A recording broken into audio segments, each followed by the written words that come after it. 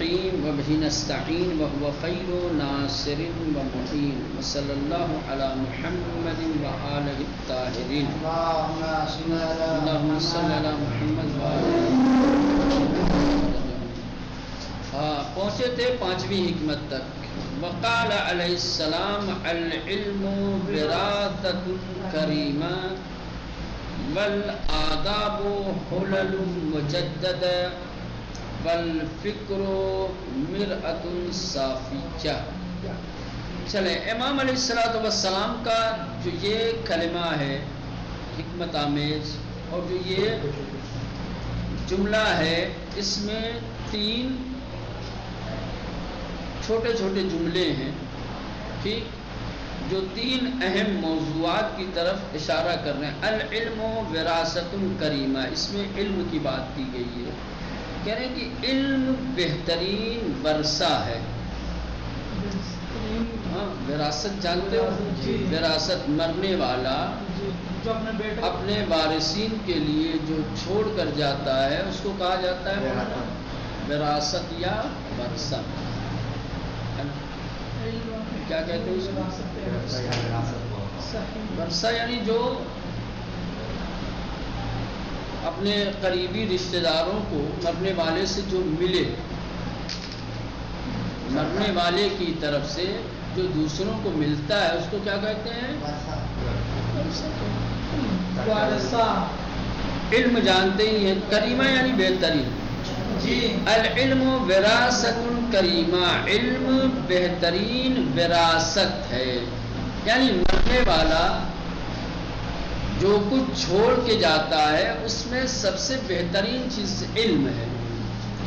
مال و دولت سرمایہ گاڑی گھوڑا جو کچھ بھی تم چھوڑ کے جاؤ سب کیا ہے سب ورثہ ہیں لیکن ان میں اگر آپ علم چھوڑ کے جاتے ہیں تو ہمیشہ باقی رہے گی بہترین ورثہ.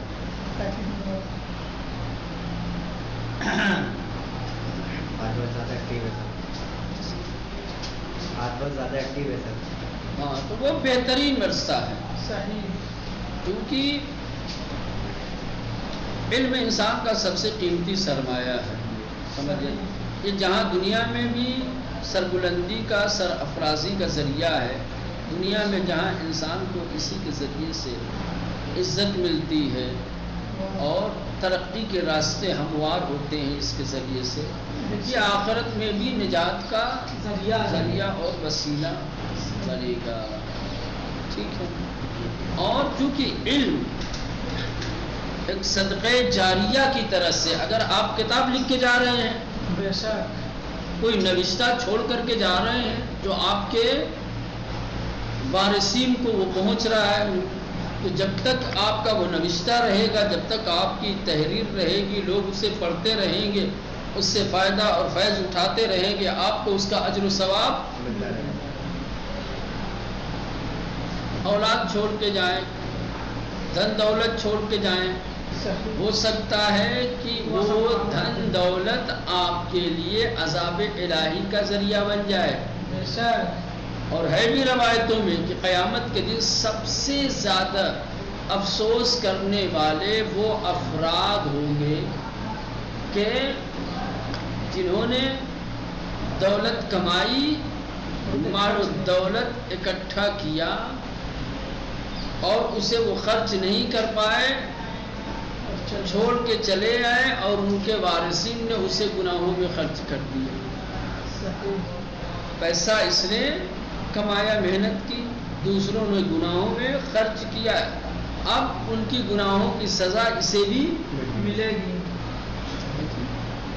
تو افسوس نہیں کرے گا کہ کاش میں نے خرچ کر دیا ہوتا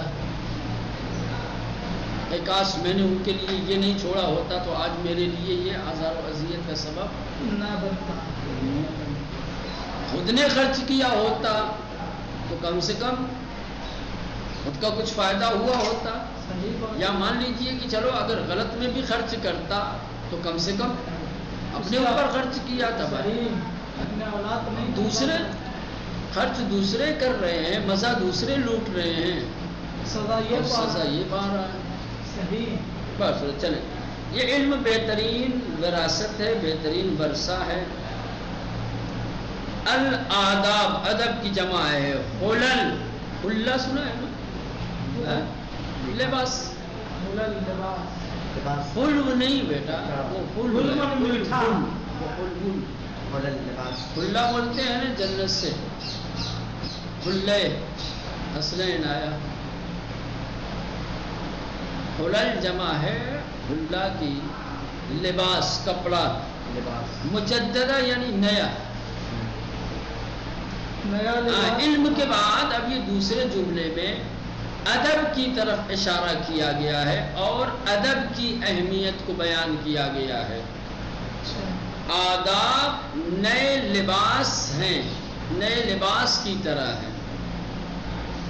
جس طریقے سے نیا لباس پہننے والا انسان ہمیشہ عزت کی نظر سے دیکھا جاتا ہے یا اس کی تکریم بڑھ جاتی ہے جب نیا لباس پہنتا ہے. سمجھ رہے ہیں؟ انسان جب نیا لباس پہنتا ہے تو نئے لباس کی وجہ سے کیا ہے، جو نگاہیں نہیں بھی اٹھنی چاہیے تھی وہ نگاہیں بھی اٹھنے لگتی ہیں اور لوگ دقت کی نظر اس کے اوپر ڈالتے ہیں. اور کبھی کبھی تو لباس انسان کی عزت کا سبب بنتا ہے. لباس ہی کبھی کبھی انسان کی عزت کا سبب بنتا ہے، خصوصاً آج کے دور میں بڑی بڑی پارٹیوں میں ہے.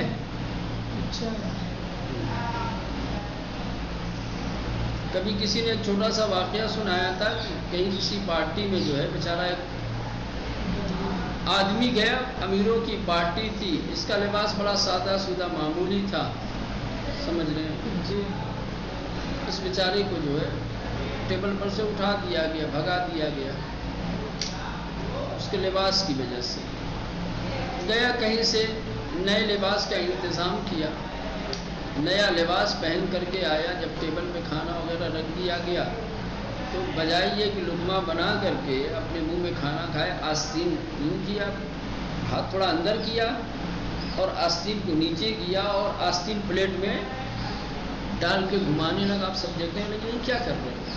ارے دعوت تو اسی کی ہے نا، دعوت میری تھوڑی ہے، دعوت کپڑے کی ہے تو اس کو کھلا رہا ہوں.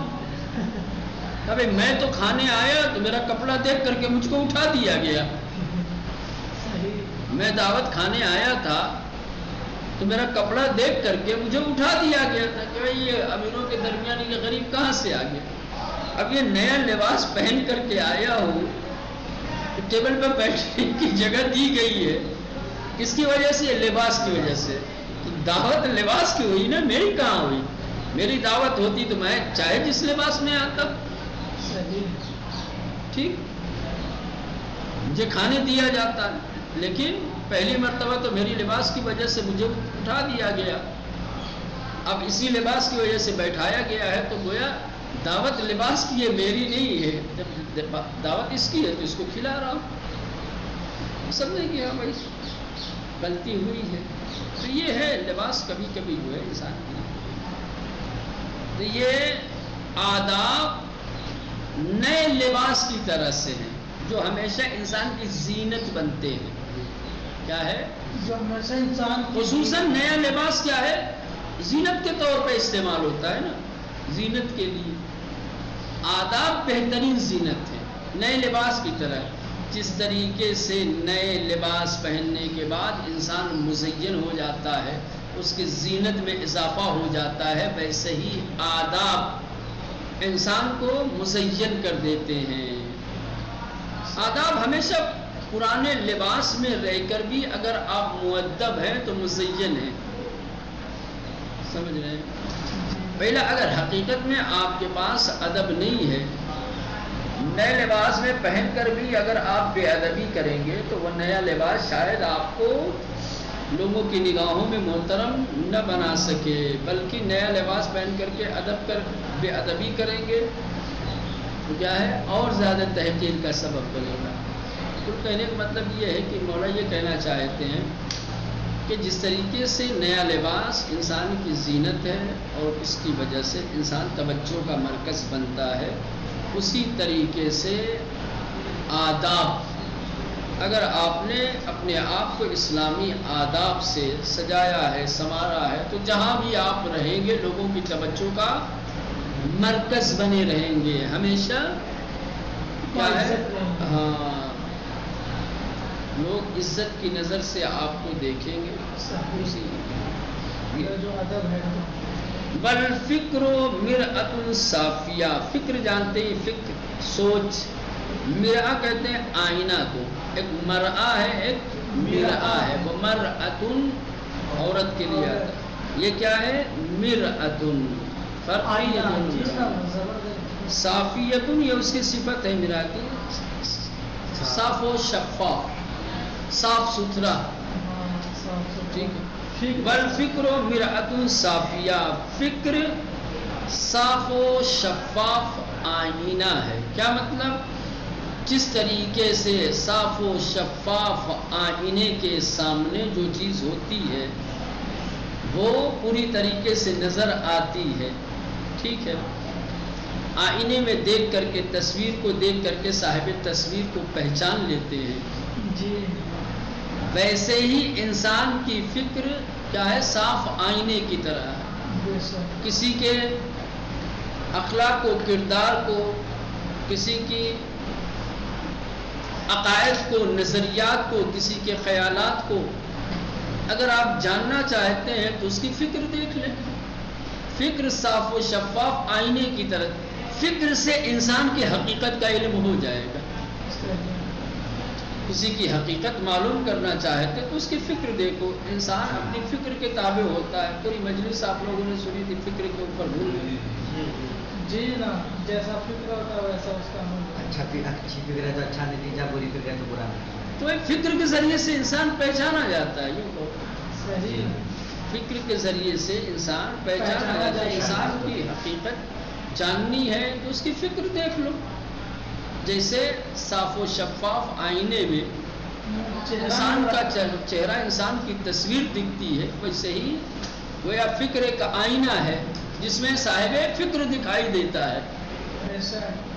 بات سمجھ میں آئی؟ جی نا، فکر انسان کی پہچان کا ذریعہ ہے، فکر انسان کی پہچان کا ذریعہ ہے۔ خیالات سے، فکروں سے پہچانا جا سکتا ہے انسان۔ چلے نمبر 6، وقال علیہ السلام، امام علیہ السلام کا اور ایک حکمت آمیز جملہ کلام۔ یہاں نمبر 6 نہیں دکھ رہا ہے جی جناب، کتاب جو ہے صرف 9 نمبر۔ ہاں، وقال علیہ السلام صدر العاقل صندوق سر بل بشاشت و حبالت المبدہ بل احتمال و قبر الحجوب۔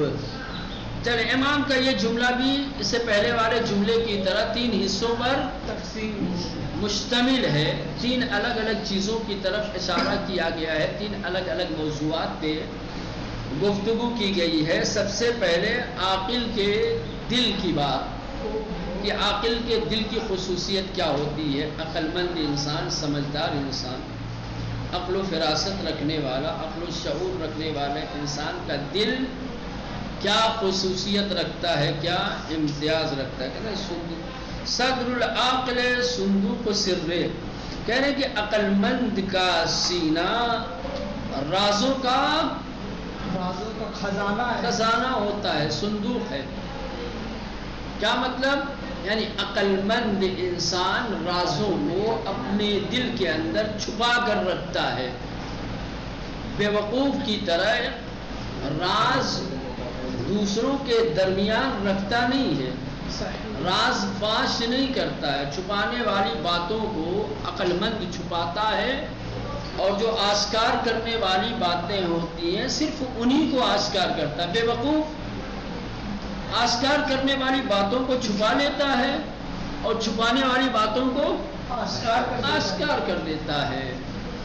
سمجھ رہے ہیں؟ عاقل اور نادان یہ دونوں ایک دوسرے کے بالکل برعکس ہیں۔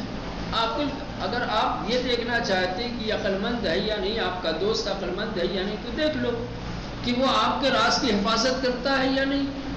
اگر وہ آپ کے راز کا امین ہے، آپ کے بتائے ہوئے راز کو اپنے دل کے اندر رکھتا ہے چھپا کر، دوسروں کے سامنے ظاہر نہیں کرتا، بیان نہیں کرتا، تو سمجھ جائیے کہ یہ عقل مند ہے۔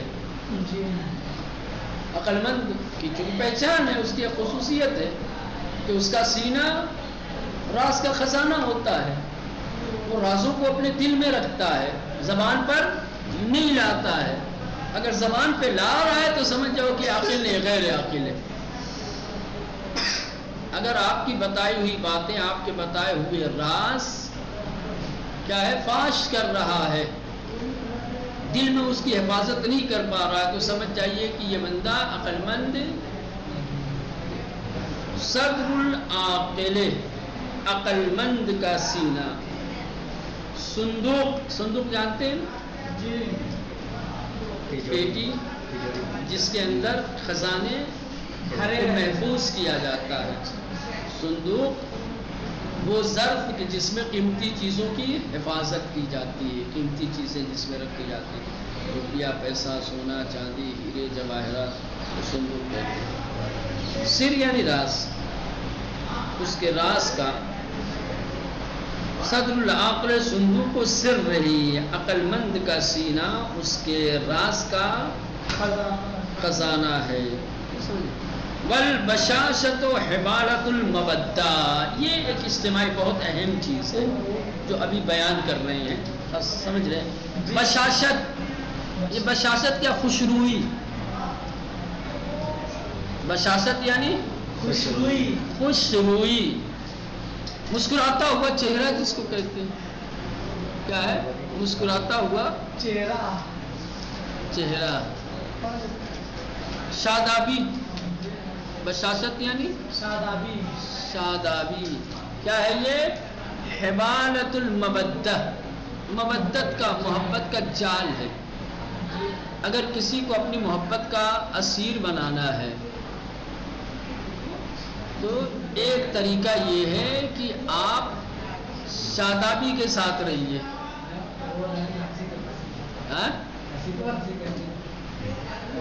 یہ اسی کا جو ہے وہ ہے نا، یہیں سے لیا گیا ہے معصوم، معصوم یہیں سے۔ والبشاشۃ حبالۃ المودہ، بشاشت، شادابی ایک ایسی چیز ہے جو اپنے آپ میں ایک جاذبیت رکھتی ہے، کشش رکھتی ہے، سمجھ رہے ہیں؟ چہرے کا اپنا جمال الگ چیز ہے، اس صفات کی اپنی خصوصیت ہے، کچھ اچھے صفات، کچھ اچھی خصلتیں، کچھ اچھی عادتیں، وہ ایک اپنا خاص جاذبہ رکھتی ہے۔ شاید آپ کا جمال، آپ بہت خوبصورت ہیں، بڑے خوبرو ہیں، شاید آپ کی خوبصورتی اور آپ کے جمال کے اندر وہ کشش نہ ہو، وہ جاذبہ نہ ہو جو ایک اچھی خصلت کے اندر ہو، سمجھ رہے ہیں؟ اور اگر اچھی صورت بھی ہو اور اچھی سیرت بھی ہو تو نور علی نور، اس سے تو بہتر ہی نہیں ہو سکتا، سمجھ رہے ہیں؟ تو یہ بشاشت، شادابی، چہرے کا پھول کی طرح سے کھلا ہوا ہونا، یہ کیا ہے؟ محبت کا جال ہے، سمجھ رہے ہیں؟ لوگوں کو اپنا گرویدہ بنانا ہے، لوگوں کے دلوں میں جگہ پیدا کرنی ہے، اگر آپ کو لوگوں کے درمیان عزیز بننا ہے، اگر آپ کو زیادہ سے زیادہ لوگوں کو آپ اپنا دوست بنانا چاہتے ہیں تو چہرہ مسکراتا ہوا رکھیے، چہرے پہ شادابی ہونی چاہیے۔ عبوس، اس کا آتا ہے قرآن میں سورہ ہے، سورہ عبس، پڑھا ہے اس کی تفسیر؟ یہ اسی کا بالکل برعکس ہے۔ ہاں، عبس و تولا، یہ کیا اپنے یہاں کہتے ہیں منہ پچکانا،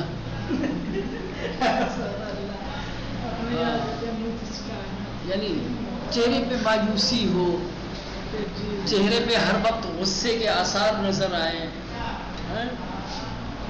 تو ظاہر سی بات ہے جب یہ چہرے کی حالت رہے، چہرہ ایسی چیز ہے کہ جہاں لوگوں کی نگاہیں سب سے پہلے کہاں پڑتی ہے؟ چہرے پر۔ اور چہرہ انسان کے جسم کا ایسا جز اور حصہ ہے جس سے انسان کے بقیہ احوال کا بھی علم ہو جاتا ہے، پتہ چل جاتا ہے۔ چہرہ کتاب ہے جس سے انسان کے حالات پڑھے جاتے ہیں۔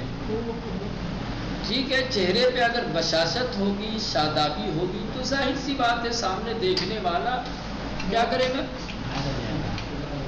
ورنہ چہرے سے عیاں ہو جائے گا، آپ کا درد چہرے سے عیاں ہو جائے گا، آپ کی سوچ، آپ کے خیال، آپ کی فکر، آپ کی طبیعت کا علم ہو جائے گا، چہرہ بنائے رہیں گے۔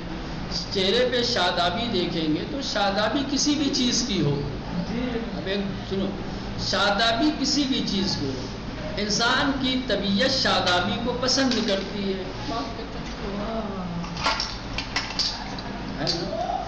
چاہے وہ کھیت کھلیان میدان کی شادابی ہو، چاہے انسان کے چہرے کی شادابی، چہرے کی شادابی ہو۔ شادابی انسان کی طبیعت کو بھاتی ہے، انسان کی طبیعت اسے پسند کرتی ہے، انسان اس کی طرف جذب ہوتا ہے، اس کی اپنی کشش ہے۔ تو یہ ہے البشاشۃ حبالۃ المودہ والاحتمال قبر العیوب۔ احتمال یعنی تحمل کرنا، برداشت کرنا، صبر سے کام لینا۔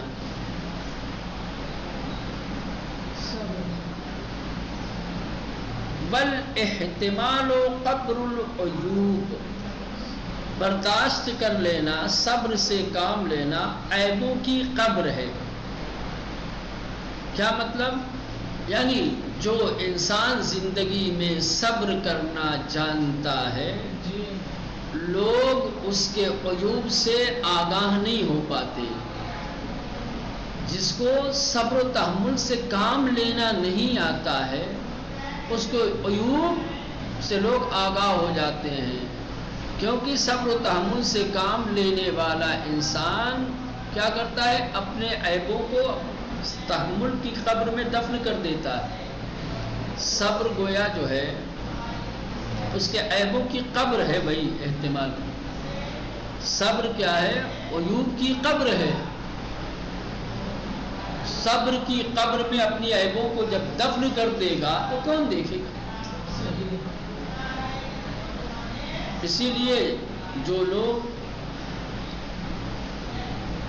صبر و تحمل سے کام لیتے ہیں، جن کے اندر قناعت ہے، اپنی مشکلات کو، اپنی دقتوں کو، دشواریوں کو دوسروں پہ ظاہر نہیں کر لیتے، ٹھیک ہے، بھوک پیاس کو، نیاز مندی کو، ضرورتوں کو برداشت کر لیتے ہیں، اور جتنا میسر ہوا ہے، جتنا ملا ہے، اسی میں بیچارے جو ہے صبر و تحمل کے ساتھ کیا ہے زندگی گزار لیتے ہیں، تو ہر انسان اس کو باعزت سمجھتا ہے، باشرف سمجھتا ہے، سمجھ رہے ہیں، اسے عزت کی نگاہ سے لوگ دیکھتے ہیں۔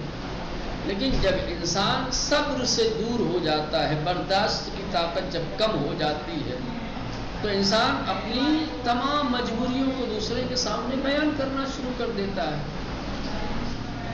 یار کھانے کو نہیں، یار بچوں کی دوا کے لیے نہیں، یار بچوں کی فیس کا نہیں ہے، یار فلاں جگہ شادی ہے جانا ہے، جانے کا پیسہ نہیں ہے۔ چھوٹی چھوٹی مجبوریاں، چھوٹی چھوٹی پریشانیاں لوگوں کے سامنے بیان کرنا شروع کرتا ہے۔ یہ دشواریاں اس کی نظر میں دشواریاں ہیں، دوسروں کی نگاہوں میں عیب ہیں۔ غریب کی مجبوری غریب کے لیے مجبوری ہے، دوسرے کے لیے عیب ہے بھائی۔ دوسرے تھوڑی مجبوری سمجھتے ہیں، دوسرے کیا سمجھتے ہیں؟ مجبوری کو عیب سمجھا جاتا ہے، نقص سمجھا جاتا ہے۔ تو جب آپ اپنے عیوب خود بیان کریں گے،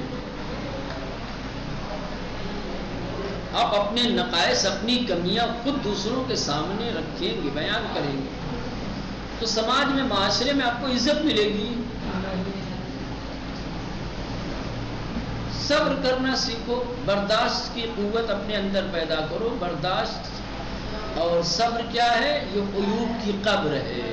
اپنے عیوب کو اسی میں دفن کرو. تم یہ چاہتے ہو کہ تمہارے عیوب لوگوں کے سامنے نہ آنے پائیں، ٹھیک ہے؟